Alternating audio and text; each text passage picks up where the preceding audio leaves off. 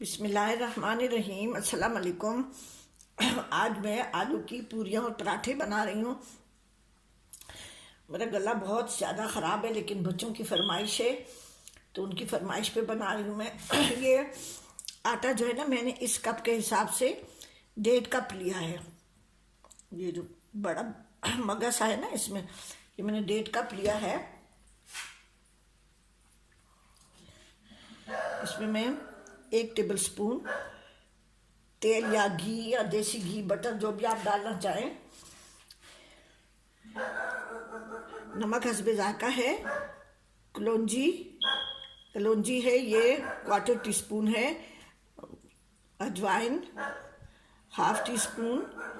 1/4 teaspoon हल्दी। लाल मिर्च 1/2 teaspoon. कुटी हुई लाल मिर्च भी 1/2 टीस्पून है।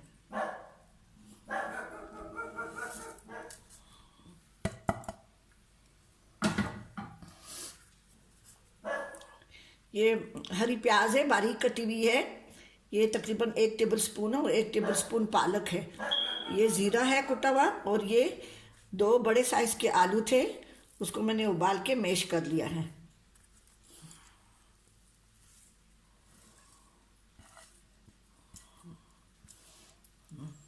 अभी पानी नहीं डालेंगे, पहले इनको मिक्स करेंगे। आटा जो है ना सख्त गूंदेंगे, इसलिए कि आलू पानी छोड़ता है। इसको हम आधा घंटा पौना घंटा के लिए रखेंगे तो ये फिर ज़्यादा पानी छोड़ देगा, इसलिए पहले इसको अच्छी तरह से मिक्स करते हैं। फिर उसके बाद ज़रूरत हुई तो मैं पानी डालूँगी। इसमें मैं थोड़ा सा पानी डाल रही हूँ। ये 2 टेबल स्पून के लगभग मैंने पानी डाला है, और इसी के साथ ही मैं इसको गूंदूंगी। और पानी मैं देखूंगी, ज़रूरत हुई तो डालूंगी, वरना तो मैं नहीं डालूंगी। इसलिए मैंने ये आटा सख्त रखना है,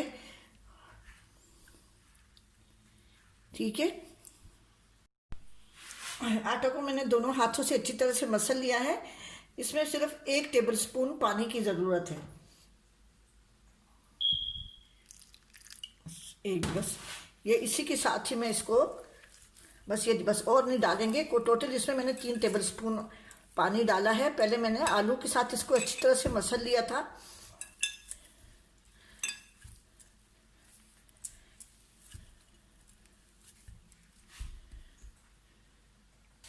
इसको मैंने अच्छी तरह से मसल लिया है। सिर्फ इसमें 3 टेबल स्पून पानी मैंने डाला है। अब इसमें मैं 1 टीस्पून तेल डाल के उसमें अच्छी तरह से इसको मिक्स करके फिर मैं इसको आधा घंटे के लिए रखूँगी, ताकि आटा सेट हो जाए।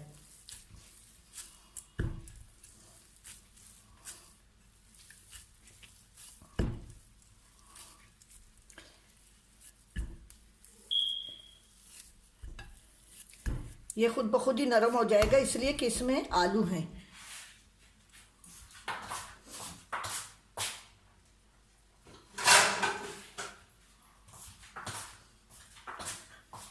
अब इसको मैं कवर करके आधा घंटे के लिए रख रही हूँ।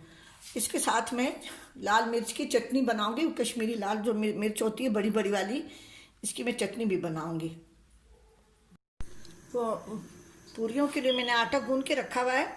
अब उसकी मैं चटनी बना रही हूँ। ये 4 जवे बड़े लहसुन के हैं, और ये 6 बड़ी मिर्चें हैं, कश्मीरी लाल मिर्चें। आप नॉर्मल मिर्च भी, गोल मिर्च या जो लंबी वाली मिर्चें आती हैं सूखी, वो भी डाल सकते हैं। इसको मैंने पानी में भिगो दिया था 3-4 घंटे के लिए, फिर इसको मैंने छान लिया है। उसके लिए ये 1 टेबल स्पून ज़ीरा है और 1 टेबल स्पून साबुत सूखा धनिया है। ये लहसुन है। अभी तेल मैंने गरम करने रखा हुआ है। इसमें मैं ये लहसुन पहले फ्राई करके इसको मैं निकाल दूंगी।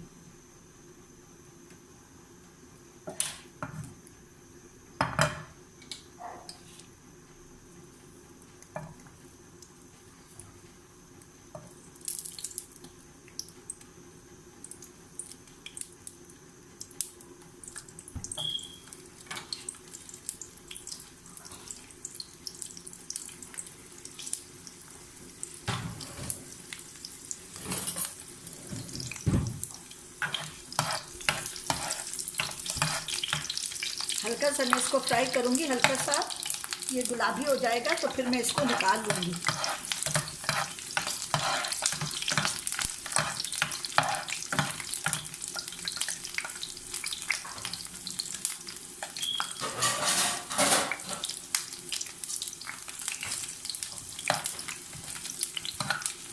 ये हल्का सा गुलाबी हो गया है, मैं इसको निकाल रही हूँ।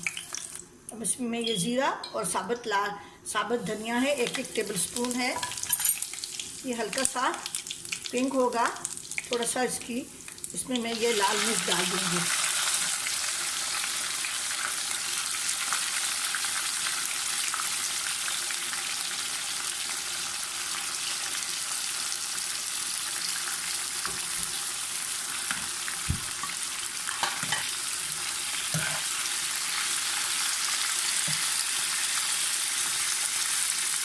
इसको मैं इतना फ्राई करूँगी ताकि इसका जो पानी है वो ख़त्म हो जाए।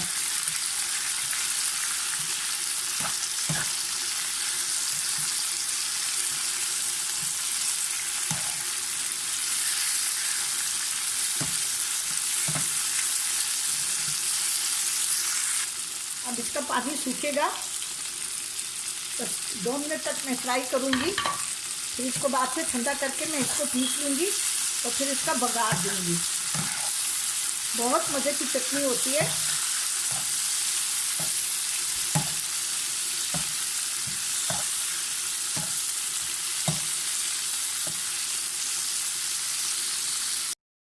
अब ये मिर्चें ठंडी हो गई हैं, इसमें मैं नमक डाल रही हूँ हस्बे जायका, जितना आप पसंद करते हैं।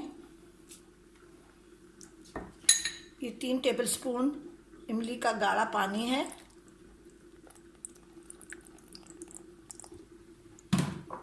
थोड़ा सा पानी में डाल के इसको ब्लेंड कर रही हूँ, फिर मैं इसको बघार दूँगी।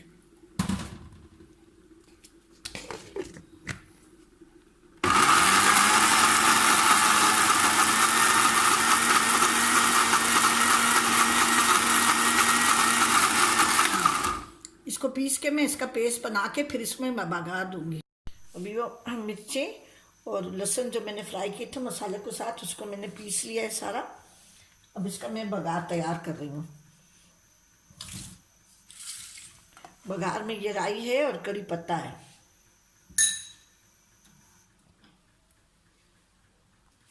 अब ये तेल मैंने गरम किया है, ये 2 टेबल स्पून तेल है और ये मैंने देखे सूखा, बिल्कुल इस पे पानी नहीं है, खुश्क चम्मच ले लिया है साफ़ सुथरा। अब इसमें मैं ये राई और कड़ी पत्ता डाल दूँगी।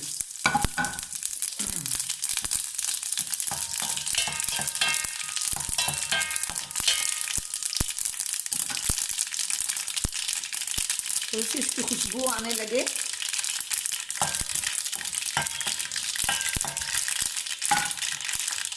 बहुत मज़े की चटनी होती है ये।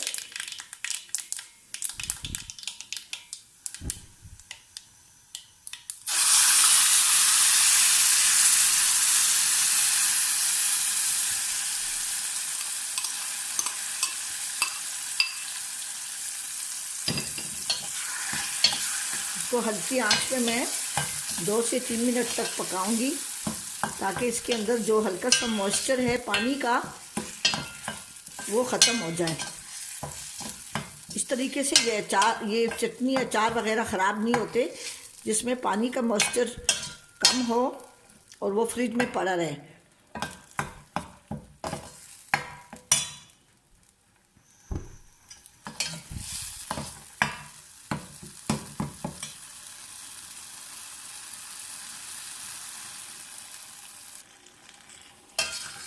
अब इसको 3 मिनट तक मैंने पका लिया है।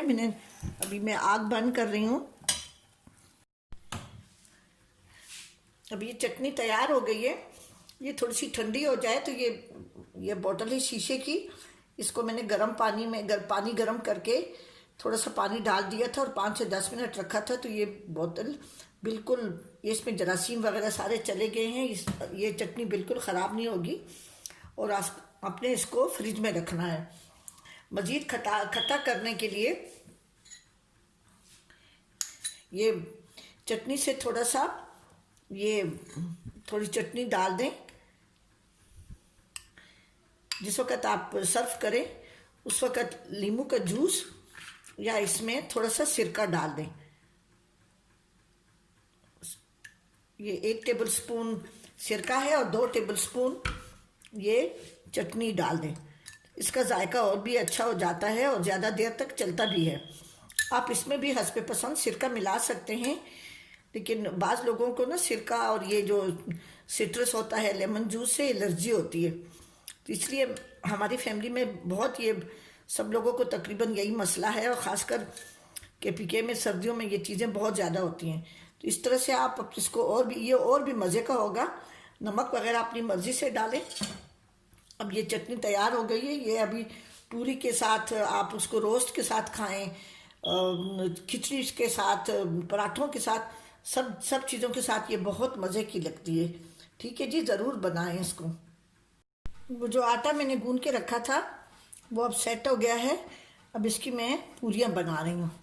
आप इसके पराठे भी बना सकते हैं, पूरे भी बना सकते हैं, छोटी बड़ी अपनी मर्ज़ी से बनाएं।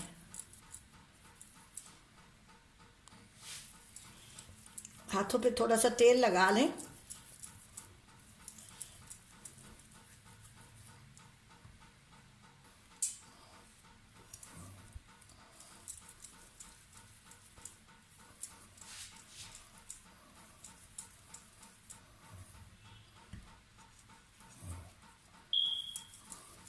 इसी तरह से सारे पेड़े में बना के और मैं पूरी बना के तलना शुरू करूँगी।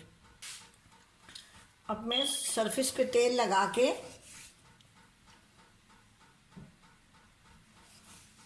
पूरी बेलना शुरू करती हूँ। इस आटे को गूंद के बहुत ज़्यादा देर तक नहीं रखें, क्योंकि ये नॉर्मल चक्की का आटा होता है तो ये काला पड़ जाता है। इसी तरह से जितनी मैंने पूरियाँ बनानी हो मैं उतनी बेल के रख दूँगी, फिर एक ही साथ तलूँगी। वो एक बना के मैंने रख लिए। इसी तरह से सारी पूरियाँ मैं बना रही हूँ। बहुत ज़्यादा तेल नहीं लगाएं, बल्कि कोशिश करें कि हाथों से फैला लें।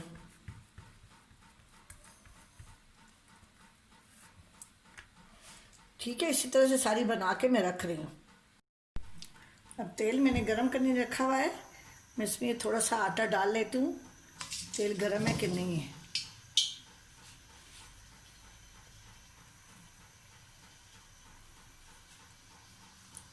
अब जो पूरियाँ मैंने बनाई हैं मैं एक एक करके इस पे डाल रही हूँ। बहुत मज़े की पूरियाँ होती हैं। आप इस आटे से पराठा भी बना सकते हैं।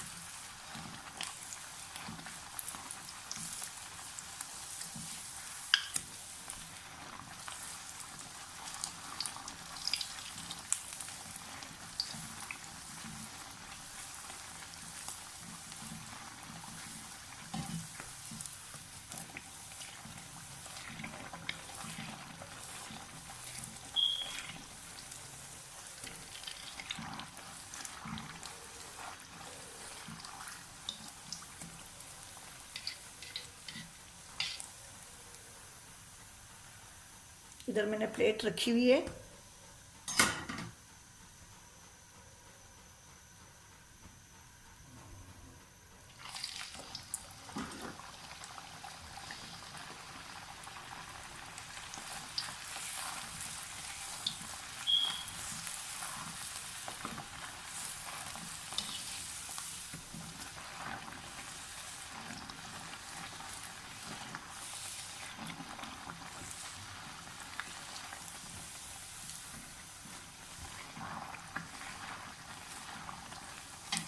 मुझे पूरियाँ बनाने का इतना तजर्बा नहीं है, इसलिए कि हम डीप फ्राइड चीज़ें बहुत कम खाते हैं।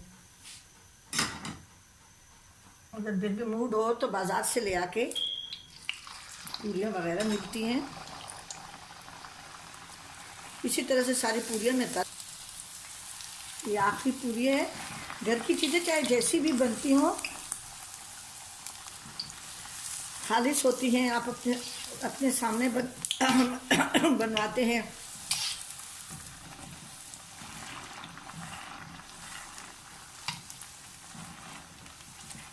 ये देखिए आखिरी दो पूरियाँ जो है ना बहुत अच्छी फूल गई हैं।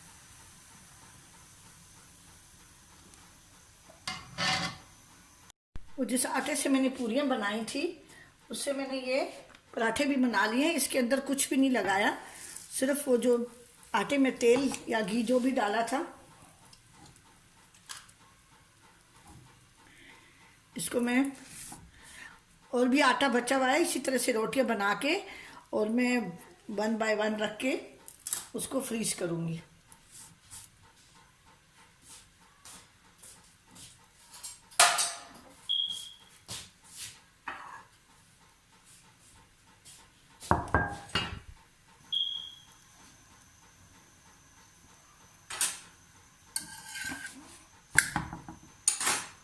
मैं थोड़ा थोड़ा तेल करके, पराठे में पहले से कभी भी तेल या घी ना डालें, थोड़ा दोनों तरफ से हल्का सा सेक के उसके बाद से, तो उससे पराठे अच्छे बनते हैं और घी या तेल भी कम खर्च होता है। मेरा गला बहुत सख्त ख़राब है, केपीके में बहुत सख्त सर्दी है, धूप निकलती है लेकिन सर्दी बहुत है।